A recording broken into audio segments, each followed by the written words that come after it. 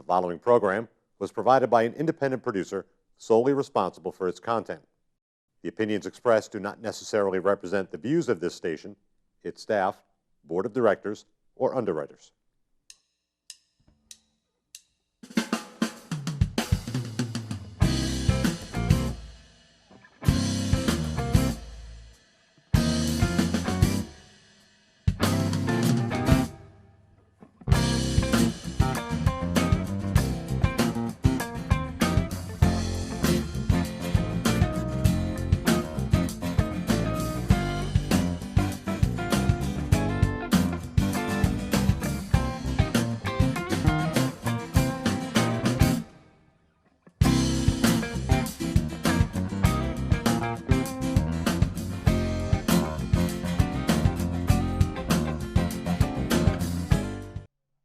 Welcome to Gate City Chronicles. I'm Kevin Avard, your host.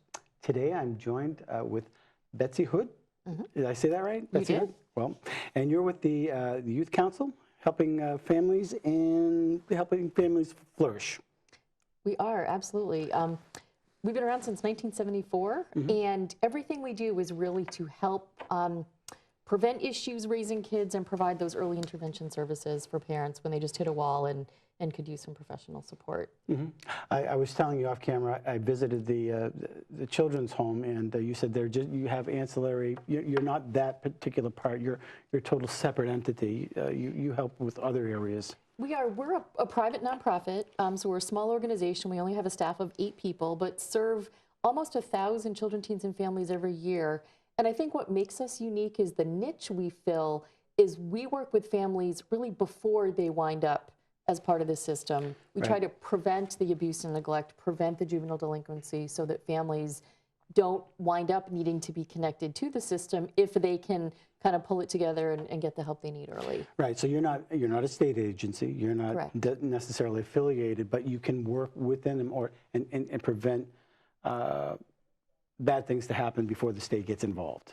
Absolutely. Yeah, we have collaborative relationships with the school district, the police department, several other organizations in the community, providing a wide array of counseling programs, parenting classes.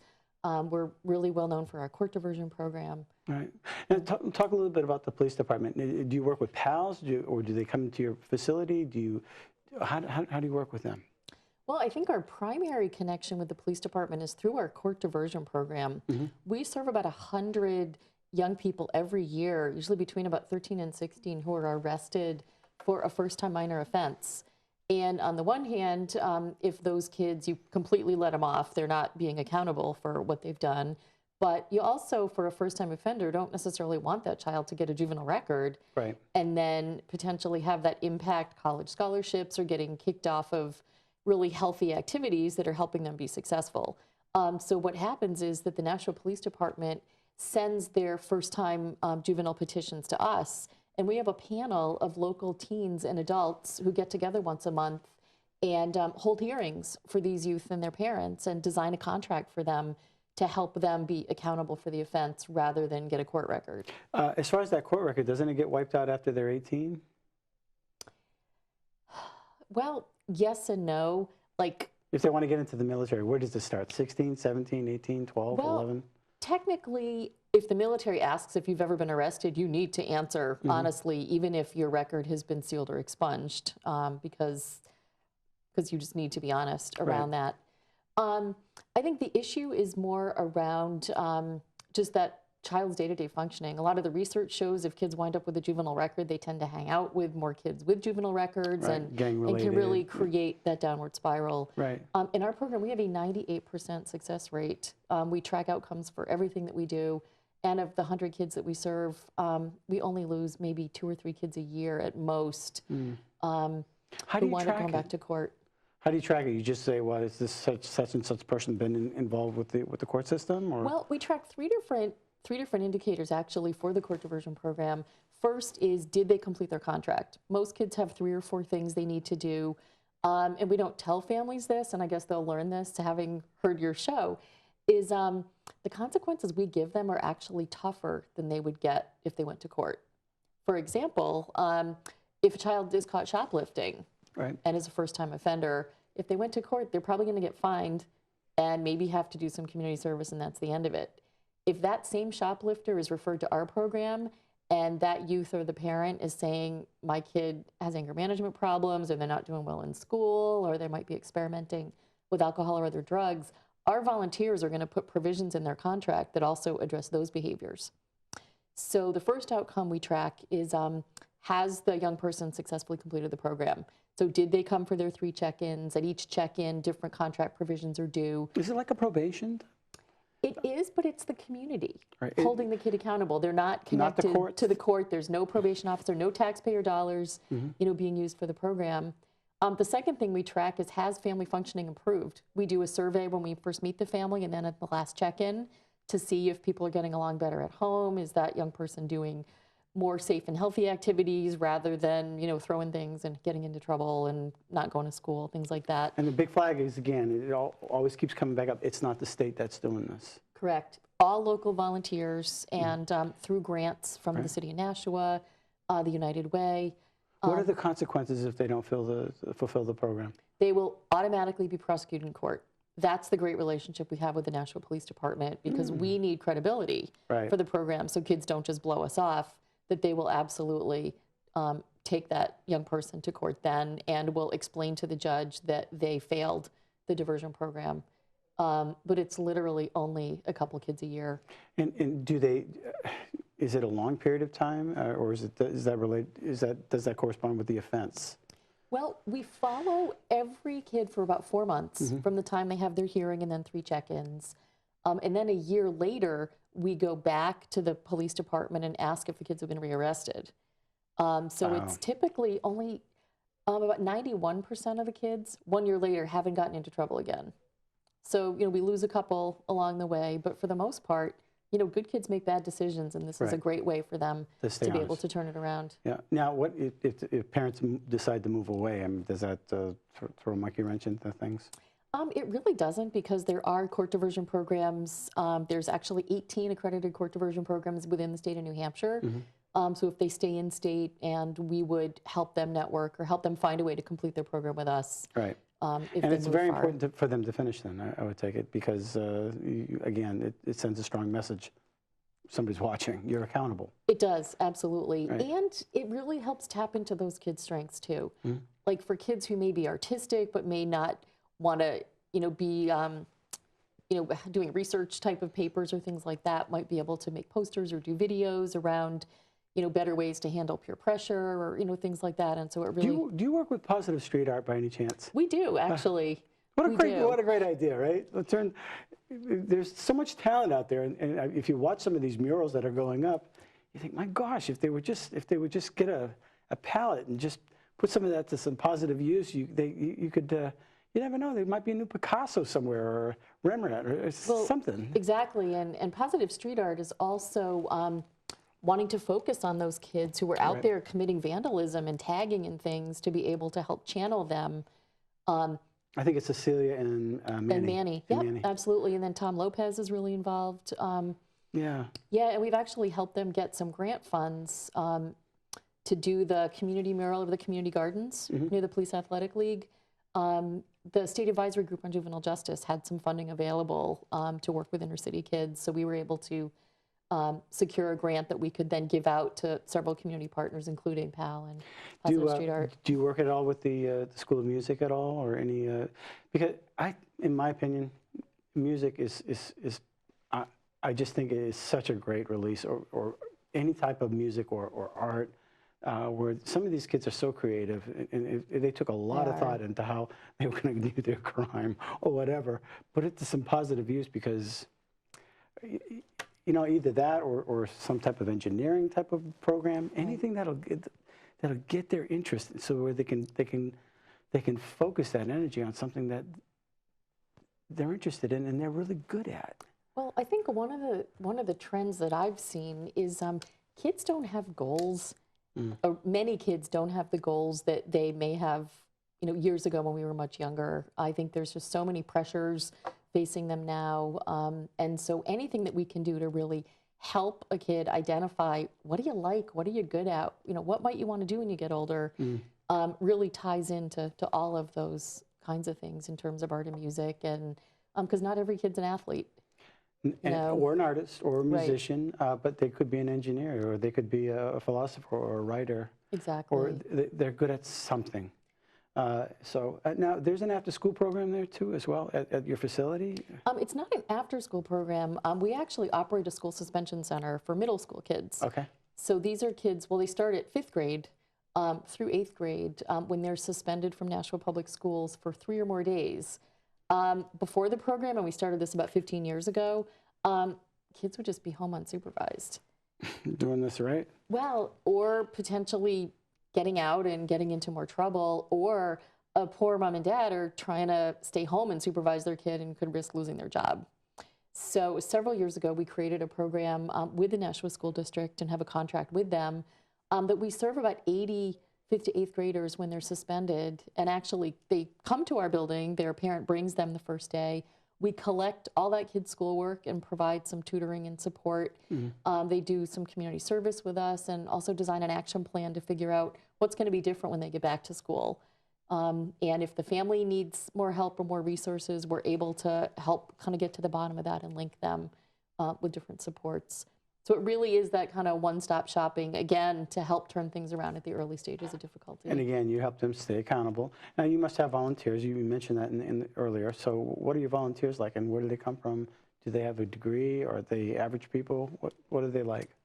I would say our volunteers are from all walks of life. We've got probably a couple dozen that rotate in most often for different court diversion panels. And both from teens and adults, from a wide array of professions and skill sets. We're always looking for extra volunteers, primarily who may be Spanish speaking, who would be able to work with some of our families that we serve. We're also looking for members that may be interested in our board of directors as well, which is also a great way to volunteer for folks that aren't as comfortable with the kind of hands-on interaction. Right. Professionals at all to come in and do they get involved with mentoring at all with your program? Do you have any kind of mentoring at all, or is that not typically? We actually partner with Big Brother Big Sister, and they have a staff person who will come and participate in our court diversion panel. So as we're meeting young people who could really benefit from an adult mentor, we collaborate with them to then match that child. right? So we're connected to pretty much every nonprofit you could even mention, at least in this United Way catchment area, to best serve families, because we all have our own particular niche. Now, you're located right downtown Nashua somewhere? We are, yep. We're at the corner of West Pearl and Elm Street. I always tell folks 1 block down from Alex Shoe Store. Right. So Everybody knows where Alex is. Yep, 3-story brick building, and we're on the 2nd floor. Now, there used to be a restaurant in that building. Is that correct? There was, yes. It's Years back. this very moment it's vacant. We have it listed for rent. But yeah, great space, and we love being downtown. So if somebody comes in and rents out that space, that helps you out as well, right? Absolutely, yes. So, do you get block grants from the state, or do they help you out in any way? Well, our budget this year is about $506,000. So we do a lot with a very little, and we all wear multiple hats. So we, as I said earlier, get some funding from the City of Nashua and United Way. We do have a grant from the state to provide substance abuse services for teens. So as parents are concerned, maybe their child's moods have really shifted, they're hanging around with new people, they're being more secretive, and are really worried about kind of what's going on. We provide a national level assessment for the families to figure out really what's going on, which also flags for mental health issues and a level of use. So we get a contract to provide some of those services. We do accept insurance for that's right. some of our counseling services, and then the rental income. Substance abuse is becoming a real major problem, isn't it? It's huge. And it's not pretty just pot, scary. it's not just heroin. It's dad and mom's closet, with the prescription drugs. It really It's is. the oxycodone and all that type of stuff. I'm hearing more and more and more where people are coming out saying, I'm a parent of a child who's, had a problem we didn't know, and it started with this and it started with that, and it developed into heroin. Tell us the benefits, the financial benefits to your neighborhoods or society as a whole when we can intervene and help these kids recover, or people recover from what I understand, it costs more to incarcerate, more to, through our legal system, to let these people get processed. And then when they get out, they're not any better. Well, as you talk about the financial benefit, I'll hit on that in a second. There's also just the emotional benefit of getting your kid back on track. Right. Like none of us have children, planning for them to sort of choose the wrong path. And I guess what worries me the most is when parents think, oh, it's a phase, my child will grow out of it. And all the research I've ever read shows that many of the folks who are addicted as adults started before age 15. And it probably started with a drink. Yeah. It could be a school playground, a sporting event, getting it from older peers or older siblings, or as you said, it at a mom and dad's medicine cabinet. And that sets up a pattern for future. It does. It does. There's a statewide organization called New Futures that is really focused on leadership and advocacy around alcohol and drug issues. And they just released a report that it cost the state of New Hampshire $1.85 billion a year for the problem that we have of drug and alcohol use, sort of excessive alcohol use and drug use. A lot of that is lost productivity in the workforce, accidents, highway safety, the cost of treatment, incarceration. It's just massive. And you can get that report at new-futures.org, but $1.85 billion. So, what's driving everybody to drugs these days? I mean, is anybody working with the churches or synagogues, or is there a spiritual decline? Or what is going on? It seems as though every year it just gets more and more and more and more. You hear more of it. And hey, we got more people in prison because of drugs. Globally, we're the highest in the world. We have more people in prison because of drugs. Why are they medicating so much? We're one of the richest countries in the world. We have so much opportunity. Right. Do you work at all with churches and religious people at all, or do they help at all? Do they volunteer in your program? Well, I'm also part of the National Prevention Coalition, of which there is definitely faith representation among the 12 sectors that are part of the National Prevention Coalition. And that goal is really around reducing alcohol use, marijuana use, and prescription drug access. Right. So we, as the coalition, would try to help get a lot of messages out through churches as there are take-back events. The Nashville Police Department recently installed a 24/7 anonymous prescription drop box in the lobby of the police department, where people at any point can come and just drop their unneeded meds. Instead of throwing them down the toilet, which gets into our water system, and you Exactly. don't want to do that. Smartest thing parents can do. If family members need prescriptions, lock them up. If you don't need them anymore, dispose of them in the drop box at the police department. Yeah. So the faith communities are great ways to help get those words out. I hear a lot of times, people say, well, we need another government program, another this, another that, and sometimes they forget there's some organizations out there that are willing to be part of it and help out of the love of their heart. And to dismiss them is I think, is a huge mistake. Well, I think the key things that are just so basic, I think people are under a lot of stress. Yeah. I think that folks are so busy trying to hold down multiple jobs and keep a roof over their head, especially in this economy, that there's a lot of communication breakdown between parents and kids.